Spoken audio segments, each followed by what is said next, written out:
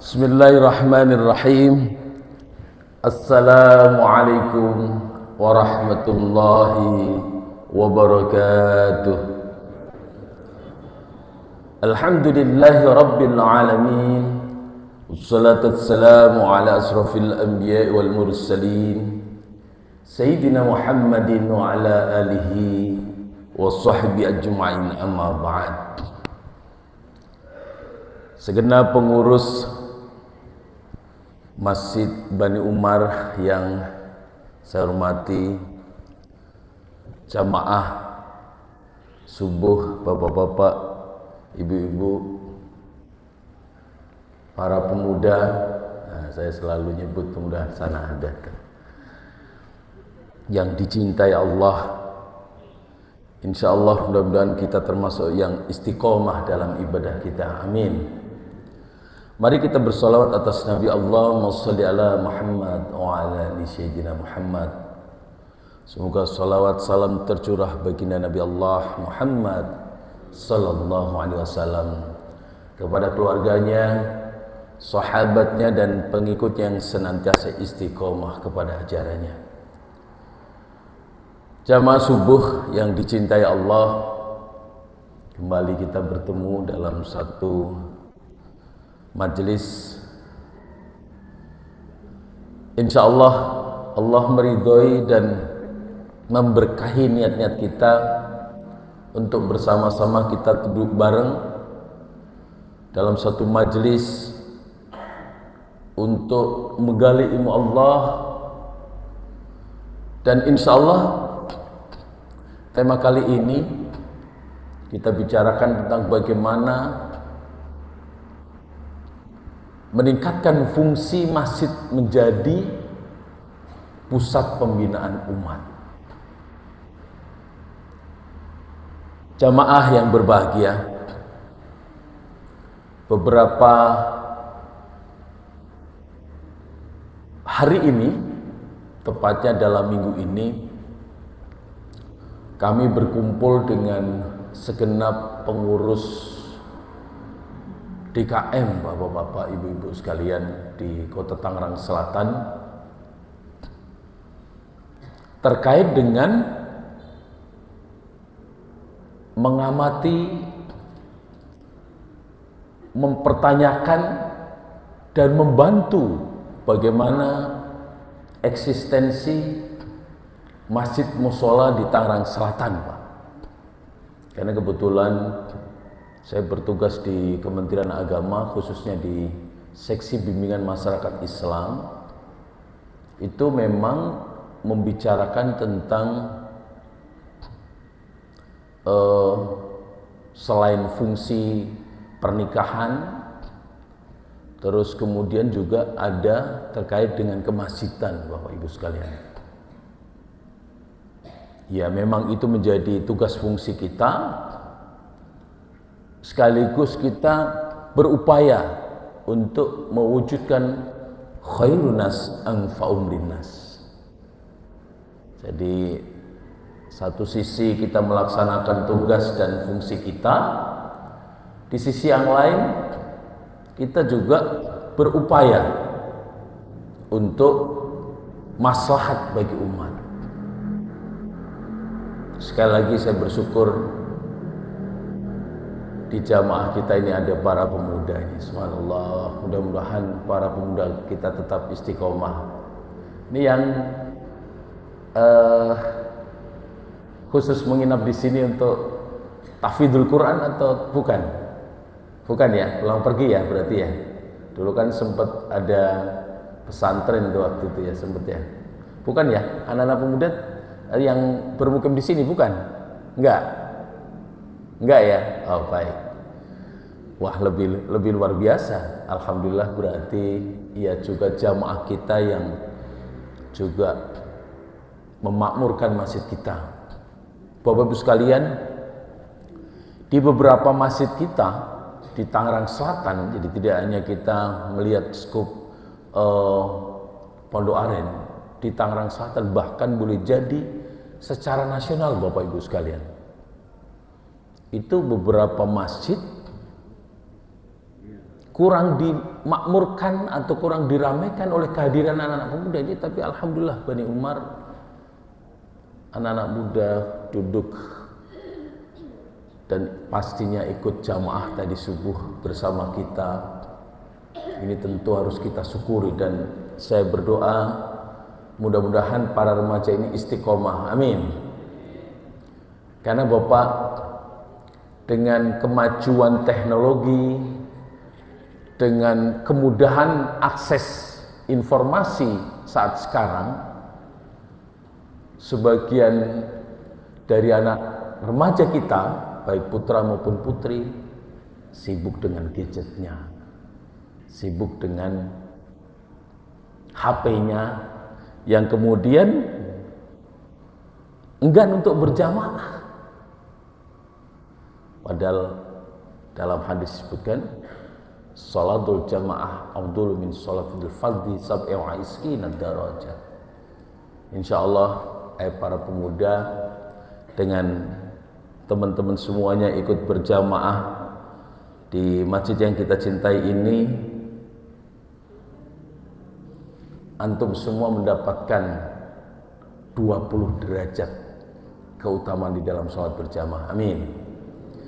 Dan tentu saja lebih daripada itu, karena insya Allah di dalam masjid, kalau kita bicara tentang histori dan sejarah peradaban Islam, baginda Nabi Allah Muhammad sallallahu alaihi wasallam dalam misi dakwahnya untuk berdakwah, ternyata kalau kita tilik darah sejarah peradaban Islam, itu masjid menjadi sebuah center. Masjid memiliki fungsi yang sangat besar di dalam pembinaan umat. Sebut saja Masjid Kuba, kan gitu ya. Tentu Bapak-bapak Ibu sekalian, ketika berhaji itu dalam perjalanan kita di rangkaian itu ada juga kita kunjungan ke masjid-masjid bersejarah di Haramain, di antaranya adalah Masjid Kuba. Dalam sejarah peradaban Islam begitu mengambil peran yang cukup besar, menjadi pusat dakwah.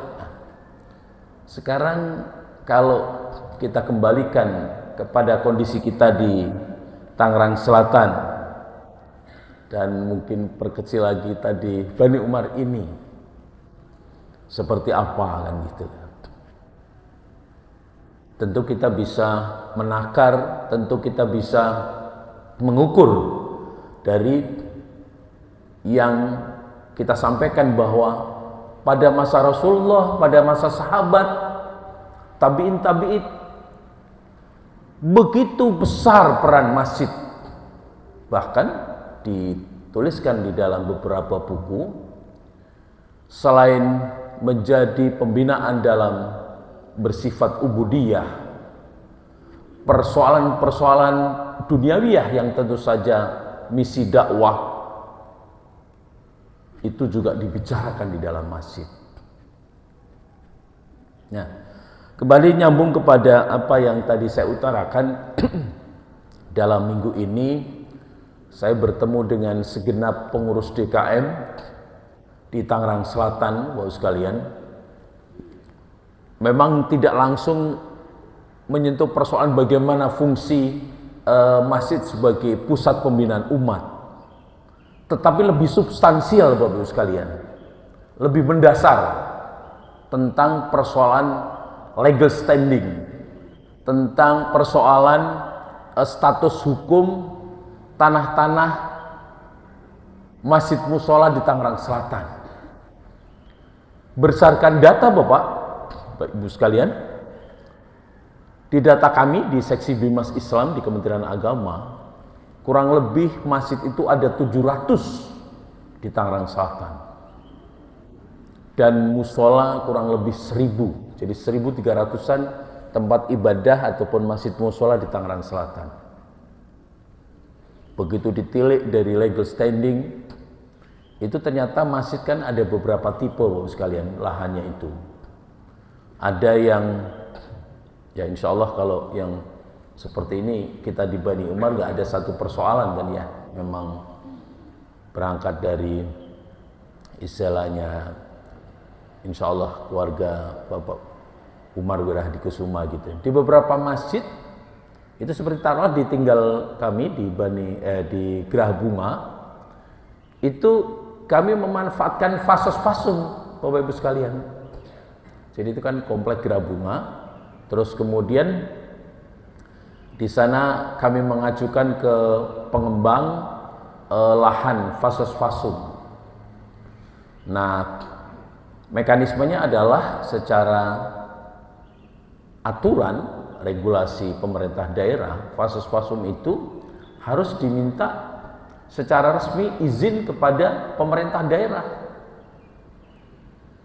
Bahkan sebelumnya kan saat itu masih JRL Property ya. Kami mengajukan ke JRL Property dari pas ini bapak-bapak, ibu-ibu yang tinggal di sekitar sini lewat ke Gerah Bunga kan sebelum itu Pak, sebelum jembatan Kaliangke itu ya. Sebelum jembatan Kaliangke setelah ya belakang pos polisi itu, kami itu mulai dari 2024 dari musola yang tidak terlalu besar gitu ya, hanya 200 meter. Tapi kemudian kami mohon lagi parkiran, dan ketika diserahkan ke pemerintah daerah itu, kemudian kita mengajukan ke pemerintah daerah. Saat itu masih Bu Airin mengajukan pemanfaatan lahan fasos-fasum, dan keluarlah izin namanya izin pemanfaatan lahan.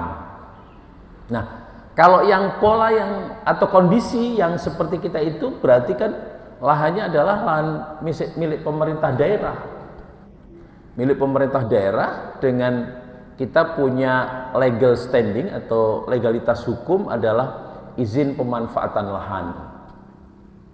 Nah, tentu selain izin pemanfaatan lahan, ketika membangun juga kita memiliki IMB kan gitu ya, izin mendirikan bangunan, karena ternyata dari situlah kemudian itu menjadi pemetaan bagi Badan Pertanahan Nasional.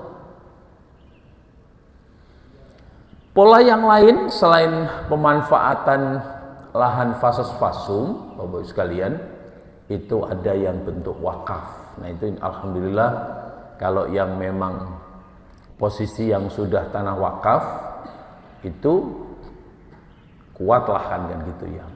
Tapi ternyata Bapak Ibu sekalian, di Tangerang Selatan juga belum banyak yang terdata menjadi lahan-lahan wakaf. Masih yang belum diproses. Ada juga yang mungkin dari wakif sudah ada ijab untuk ikrarnya untuk diwakafkan, tetapi ternyata belum diurus dari segi legalitasnya, belum ada SK nazirnya.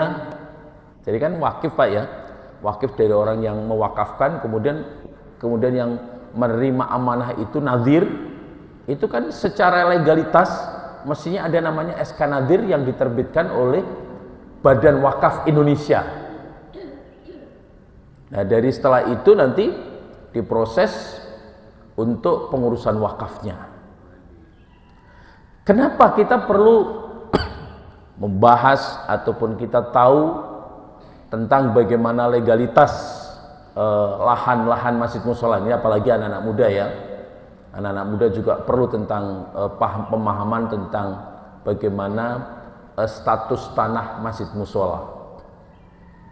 Bahkan Bapak Ibu sekalian, dari diskusi kita ketika ketemu dengan para pengurus DKM, ada yang lahan masjid itu diklaim oleh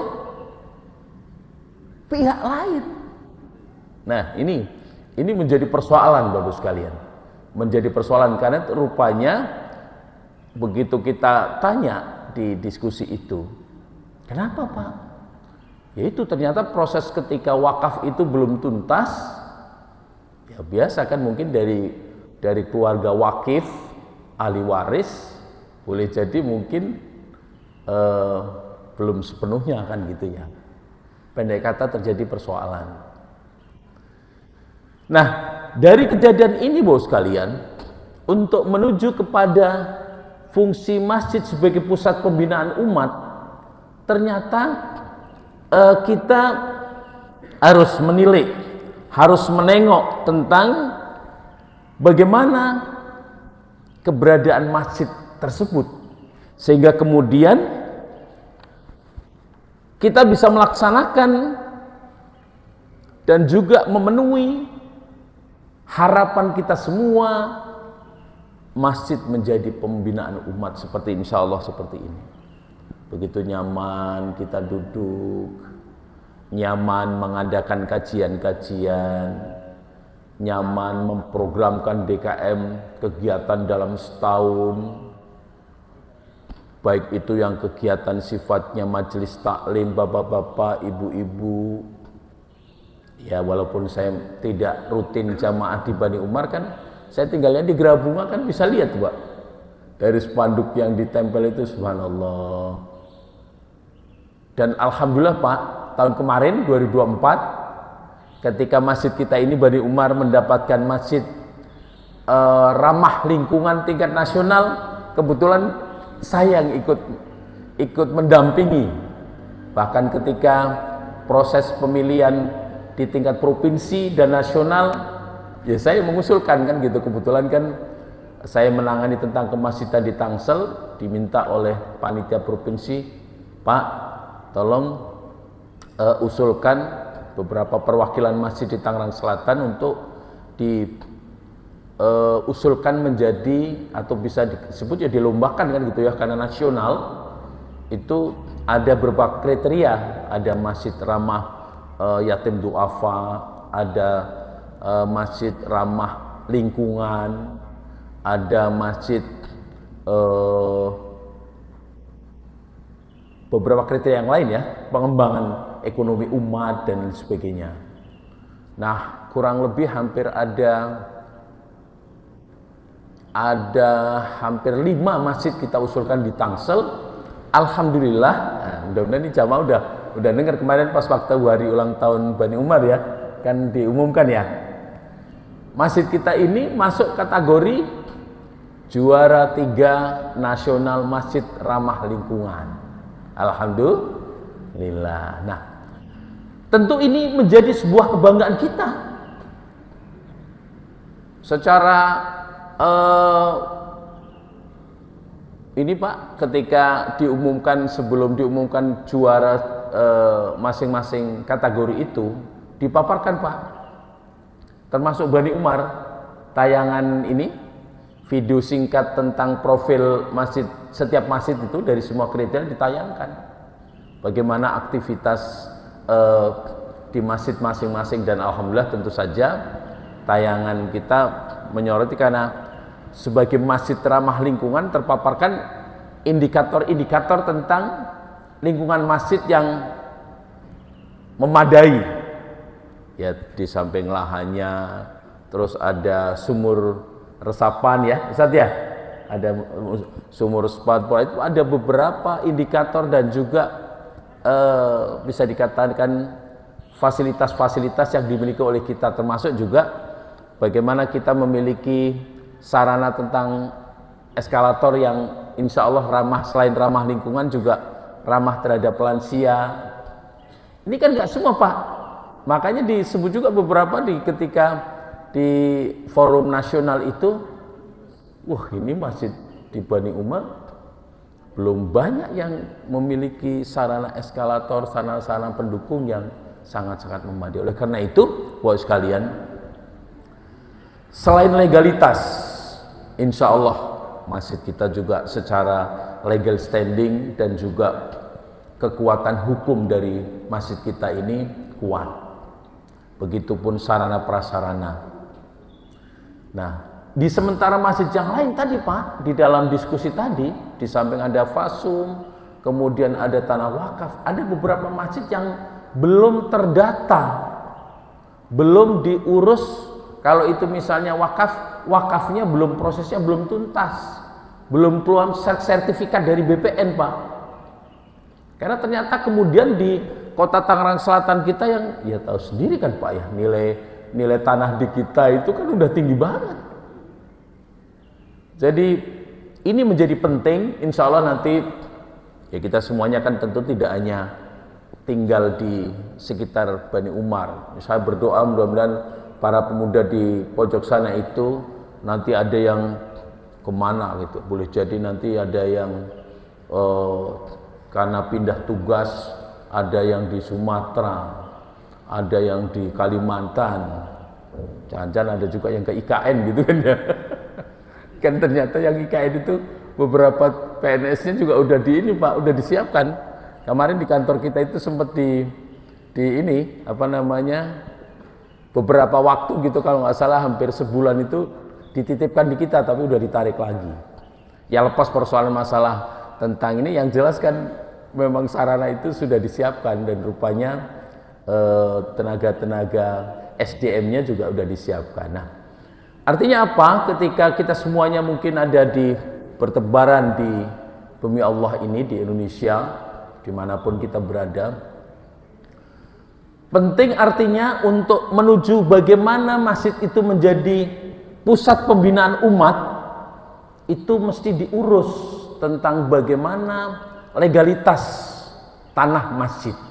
Tuh teman-teman, para pemuda.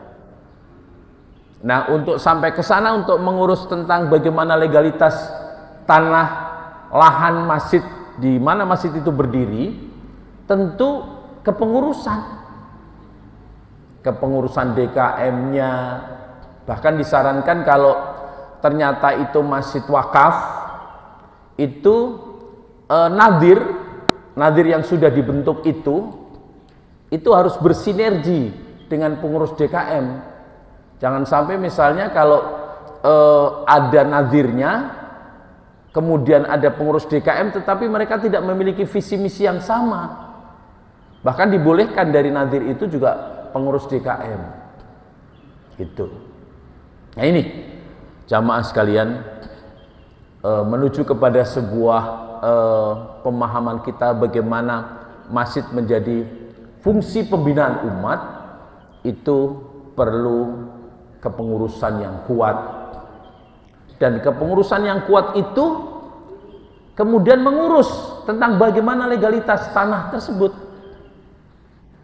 Ya Pak, kalau kita di Tangerang Selatan kemudian lahan masjid musola itu tidak diurus dengan baik, terjadi Pak, ada yang tadi mengakui Pak, jadi tumpang tindih kepemilikan. Nah rupanya akhirnya kami menginisiasi Pak, Kementerian Agama menginisiasi karena menyadari bahwa pentingnya sebuah legalitas dan juga taruhlah sertifikat wakaf kan gitu ya, ujung yang paling konkret dari legalitas tanah masjid musola itu taruhlah terbitnya sertifikat wakaf dari Badan Pertanahan Nasional, itu adalah sertifikat wakaf, sehingga kemudian tidak ada muncul macam-macam kan gitu ya, atau ada yang mengklaim, mengakui dan lain sebagainya.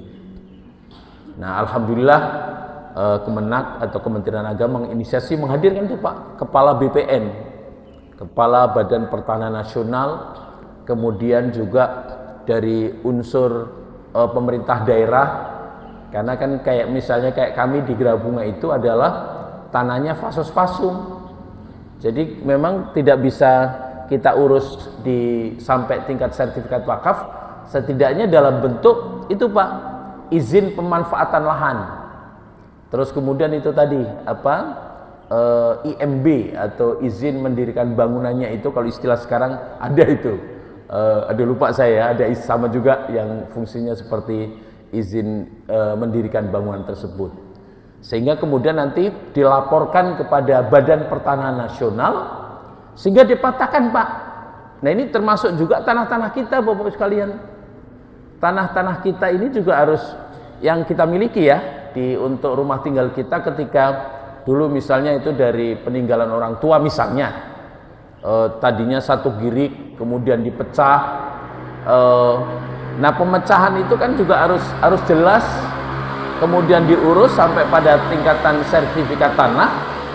yang insya Allah kemudian dengan sertifikat wakaf itu, sertifikat tanah tersebut itu ada pemetaan di BPN.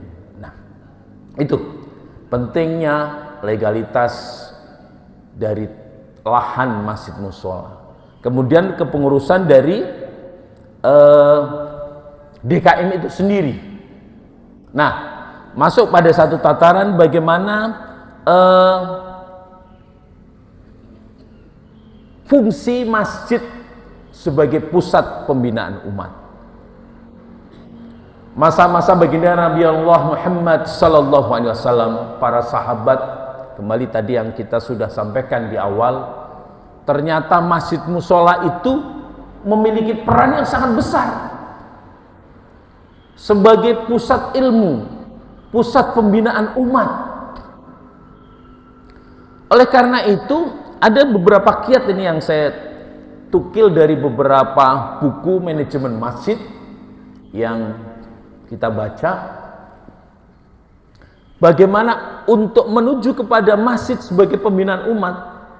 Alhamdulillah pagi ini kita berkumpul di sini dengan sebuah hati yang sangat kuat, ghirah semangat untuk bagaimana kita hadir dalam taklim ini. Ini satu kondisi yang tentu belum dimiliki dari semua masjid yang ada di, taruhlah sebut saja di Tangerang Selatan. Nah ini subhanallah, saya bersyukur banget di para remaja, mudah-mudahan kegiatan-kegiatan majelis taklim di Masjid Bani Umar ini, selain ada majelis taklim untuk kajian bapak-bapak, ibu-ibu, khusus kajian remaja ada saja. Ada. Tiap hari apa itu kan? Malam Sabtu ya? Ada. Nah, saya bersyukur. Jadi ini tidak banyak masjid di kita di Tangerang Selatan itu yang hadir para pemuda dan memiliki majelis taklim khusus untuk para remaja. Ini subhanallah. Ya Allah, saya bersyukur banget, mudah-mudahan ini tetap istiqomah ya teman-teman ya, para pemuda ya.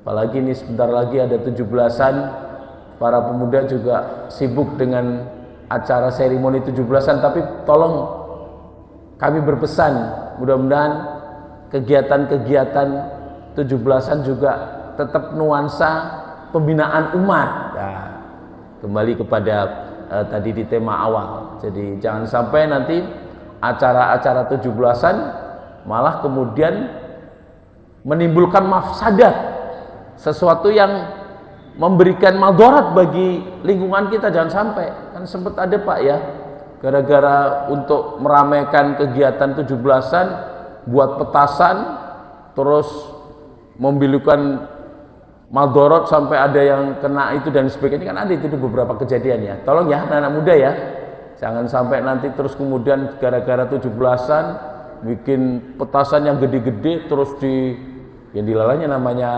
namanya musibah ya. Pas begitu disulut ternyata belum sampai lari udah keburu meledak sampai memberikan ini ya dampak yang tidak baik. Mudah-mudahan jangan. Jadi kalau nanti acara 17-an tolong kemudian betul-betul kita isi dengan kegiatan-kegiatan yang baik. Baik jamaah sekalian, kembali kepada tema kita.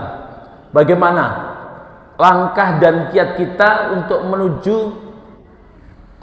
masjid menjadi pusat pembinaan umat. Insya Allah para malaikat mencatat apa yang kita lakukan kita pada pagi hari ini. Bapak-bapak, ibu-ibu, para pemuda, ya walaupun kita ruangan ini tidak penuh, tetapi ini jumlah ini udah subhanallah banyak. Dari beberapa taklim yang saya kunjungi, ini udah termasuk kategori banyak. Dan yang kita bersyukur Ustaz, Bapak-bapak sekalian, di sana para pemuda hadir. Ini subhanallah, ya Allah gitu. Oleh karena itu penting menentukan wilayah dakwah masjid. Bahkan di beberapa masjid yang memang menjadi masjid percontohan itu Pak, ternyata memiliki data-data para jamaahnya. jamaahnya itu dipetakan gitu, di data. Kayak taruhlah sebut saja Masjid Jogokarian, itu bahkan buat sekalian ya sering ya viral di medsos tentang bagaimana dia dalam pengembangan ekonomi umatnya, sampai dia punya hotel Pak, itu Pak, di beberapa masjid itu. Nah, kalau kita tentu saja dalam tema hari ini, bagaimana untuk meningkatkan dan mengembangkan fungsi masjid sebagai pembinaan umat, ini yang penting. Setelah menentukan wilayah, kemudian pendataan jamaah, merencanakan kegiatan masjid.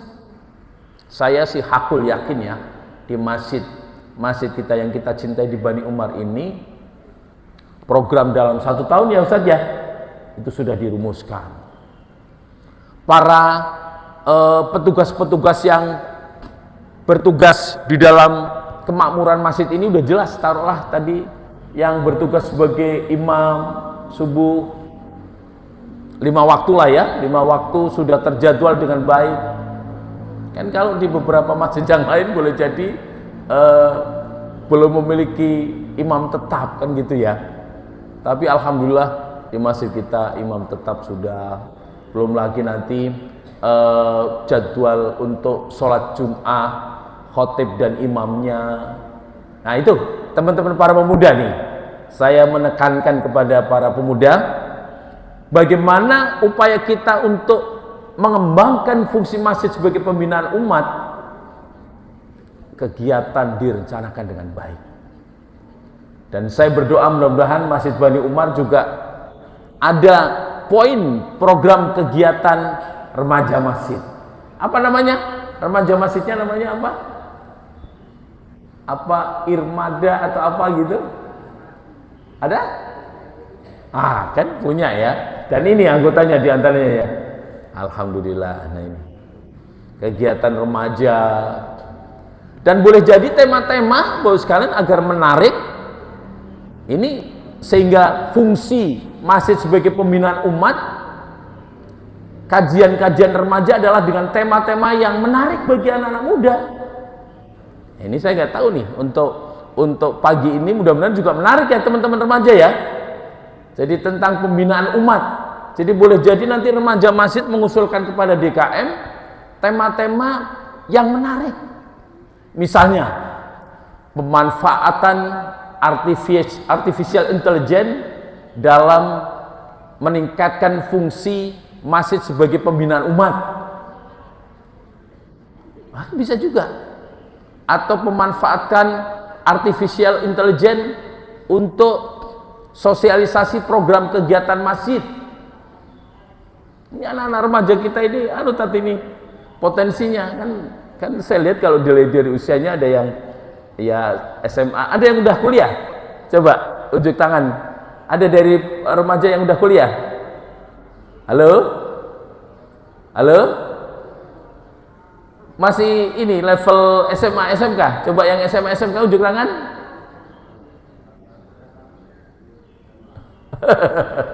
Malu-malu nih. Boleh jadi nanti kesempatan yang lain yang kaitan dengan remaja. Jadi dalam beberapa literatur buku untuk meningkatkan fungsi masjid sebagai pembinaan umat, jamaahkan kita Pak, kan tentu tidak hanya kita yang tua kan ya, para remaja ini kan menjadi, alhamdulillah ini kan makin banyak yang hadir.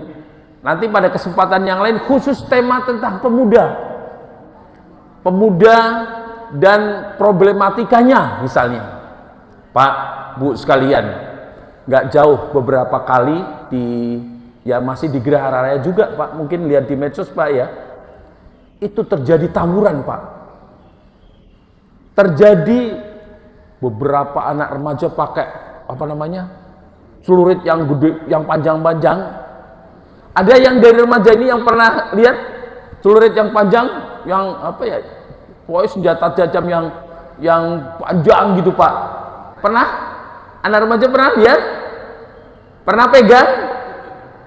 Janganlah. Itu kejadian Pak. Kejadian di beberapa kali yang ya memang saya kebetulan banyakan kan di itu Pak, waktunya itu di atas jam 1. Itu di beberapa kejadian di Geraha Raya itu Pak, itu kejadian Pak. Beberapa rekaman yang kita dapat dari yang temori, ada petugas dari Polsek, itu anak-anak remaja kita di sekitaran Geraha Raya itu. Jadi saya berdoa, berharap bukan yang Ananda di sini. Amin. Jangan, pokoknya jangan pernah kalau Ananda diajak.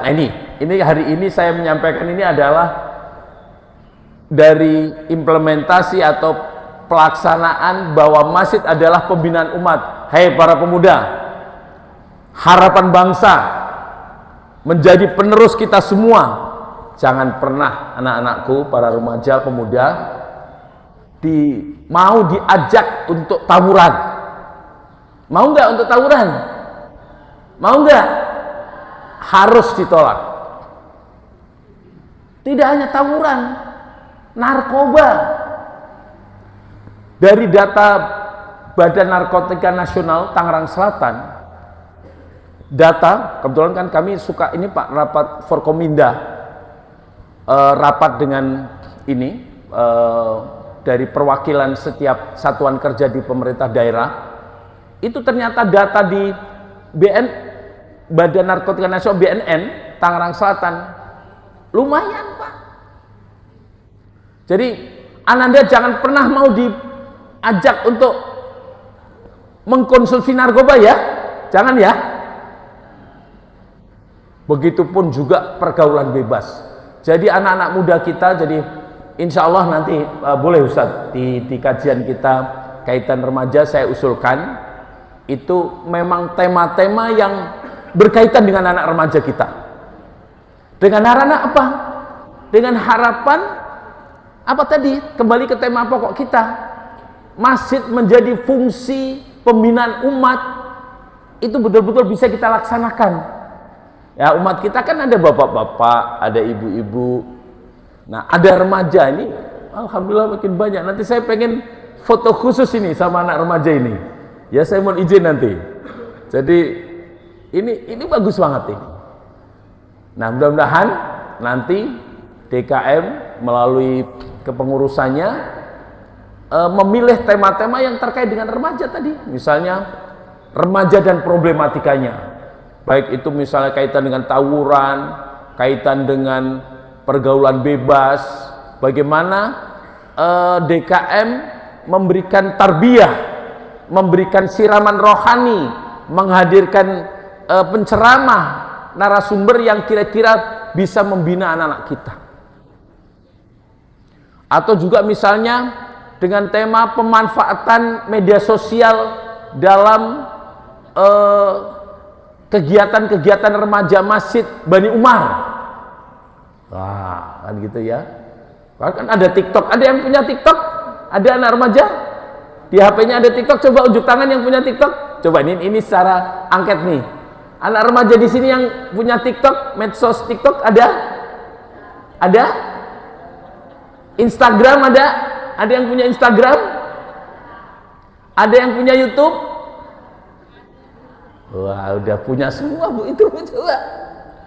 Itu di TikTok, di Instagram, YouTube, itu juga menjadi media dakwah kita Bapak Ibu sekalian. Ini perlu diajari. Jadi mungkin kalau yang sepo-sepo untuk Pak, apa itu TikTok Pak gitu ya. Tapi saya punten, mungkin pasti ada juga yang juga concern di situ. Tadi kan tidak banyak. Bapak Ibu yang masih punya kanal YouTube kan nggak banyak. Tapi saya yakin para remaja ini punya dari media-media sosial itu. Jadi pemanfaatan media sosial untuk mendukung sosialisasi program kegiatan Masjid Bani Umar. Tapi medsosnya udah punya sih, saya lihat. Begitu ketik Masjid Bani Umar muncul Pak. Oh, tayangan tentang video-video singkat di Bani Umar udah sih saya lihat ini. Dan makanya 2024 ya benar ya 2024 ya. 2024 kita menjadi masjid ramah lingkungan tingkat nasional juara 3 ya. Itu di Solo Pak. Di Solo saya ikut mendampingi, mendapatkan anugerah dari Kementerian Agama. Nah oleh karena itu kembali kepada fungsi masjid sebagai pembinaan umat. dan umat kita itu juga tidak hanya yang kaum dewasa, tetapi juga para remaja. Mudah-mudahan pada kesempatan yang lain nanti kita ada khusus materi tentang remaja dan problematikanya. Nah, mohon izin nih, saya di penghujung penyampaian kita, karena sebentar lagi kita suruh para remaja sekalian, sebagai tema besar kita hari ini, pagi ini, kajian pada kali ini adalah bagaimana masjid menjadi fungsi pembinaan umat, dan umat itu adalah diantaranya Anda para pemuda. Insya Allah tentu saja DKM nanti bisa memfasilitasi itu, menghadirkan narasumber-narasumber ataupun dai-daiyah yang memang kapabel dan kompeten dalam kaitan dengan tema-tema remaja. Saya berharap dan juga bermohon para remaja tetap semangat ya. Jangan pernah ananda mau dibisikin, yuk tawuran no di Geraha Raya. Jangan mau ya, tolak ya. Alhamdulillah. Ternyata persoalan kaitan dengan remaja ini Pak cukup banyak. Nah ini nyambung nih Pak di penghujung penyampaian kita tentang bagaimana fungsi masjid sebagai pembinaan umat, bahwa umat itu adalah adalah para remaja harapan bangsa kita ini. Tema-tema yang terkait dengan para remaja, para pemuda juga harus kita bahas. Dan ini juga menjadi perhatian kita semuanya ketika masjid kita hadir juga anak-anak ya. Alhamdulillah saya termasuk yang juga ikut mengawal. Masjid kita ada TPQ ya Ustaz ya, ada Taman Pendidikan Al-Quran, dan udah lama, di sekitar tahun 2000 berapa tahun? 2000 izinnya waktu itu 2015 kayaknya ya. Udah, karena termasuk ngurus, kebetulan waktu itu saya juga bagian pengurusan dalam izin operasional Taman Pendidikan Al-Quran. Kita juga punya TK. Nah ketika anak-anak kita kemudian hadir di masjid kita, memang aduh ini anak-anak nih bikin ramai. Bahkan kadang-kadang gitu Pak ya, masjid atau mungkin bukan di Bani Umar, di masjid yang kita di luar, ini anak-anak ramai. Ya memang namanya anak-anak Pak ya, dalam bahasa psikologi itu anak remaja itu kan sebagai manusia bermain. Anak-anak ya, bukan remaja, anak-anak berarti usia TK, SD itu adalah manusia bermain. Kadang di masjid itu bukannya ibadah lari sono, lari sini. Apa resepnya? Yang paling pokok adalah orang tuanya harus mendampingi. Jangan sampai anak-anak datang ke masjid, babaknya orang ada. Jangan sampai anak-anaknya ke masjid, tetapi dia lari-lari ke sana kemari. Tapi kita harus arif Pak. Arif sebagai pengurus DKM, sebagai jamaah, ketika anak-anak itu hadir, kita bimbing, jangan diusir Pak. Kalau masjid kita itu nggak ada kehadiran remaja dan mungkin sesekali anak-anak, justru ada beberapa satu kitab yang menyebutkan bahwa itu satu pertanda bahwa masjid kita nanti tidak ada regenerasi. Nah kita termasuk insya Allah ada pemuda dan cukup banyak ini. Ya Allah, ya bukan karena mau ada kajian jadi banyak. Mudah-mudahan setiap sholat jamaah 5 waktu pada hadir di masjid kita di sini. Hadir? Insya Allah. Kalaupun misalnya enggak, hari ini saya mengajak para pemuda, mohon maaf nih bapak-bapak, ibu-ibu, saya harus atensi khusus kepada remaja. Anak-anak remaja hadir di masjid ini jangan sesekali, tetapi juga dalam ibadah-ibadah sholat jamaah juga kita hidupkan. Siap untuk rajin berjamaah di masjid? Siap?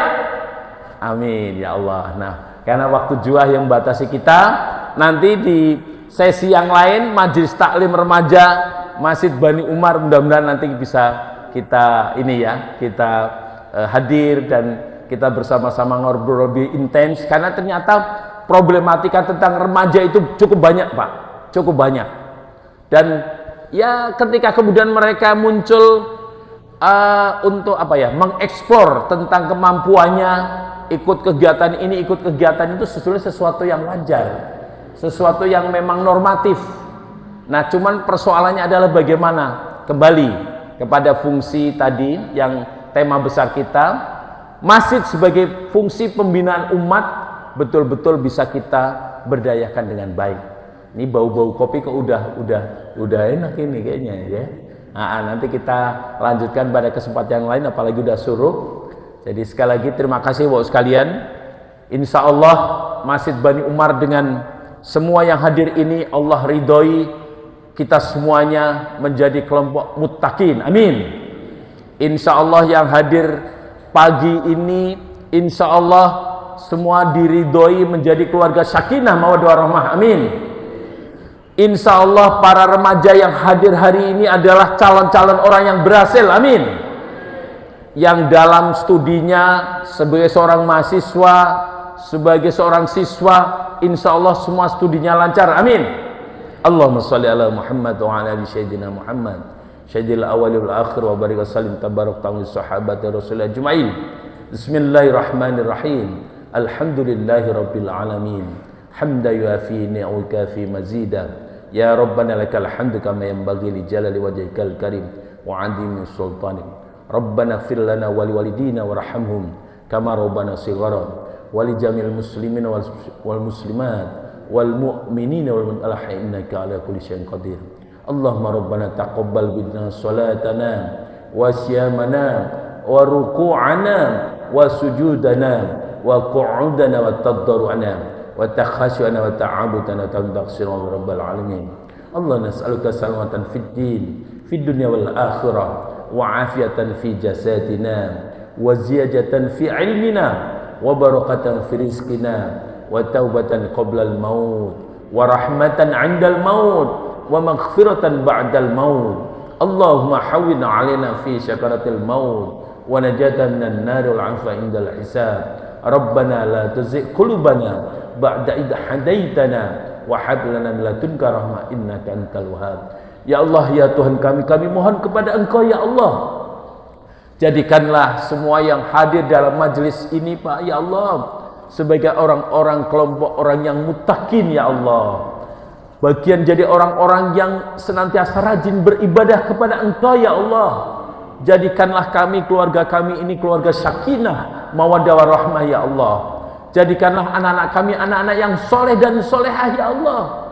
Berikanlah kesempatan kami ya Allah di dalam rizki-rizki yang kami Engkau berikan kepada kami. Kami pergi ke tanah suci-Mu ya Allah.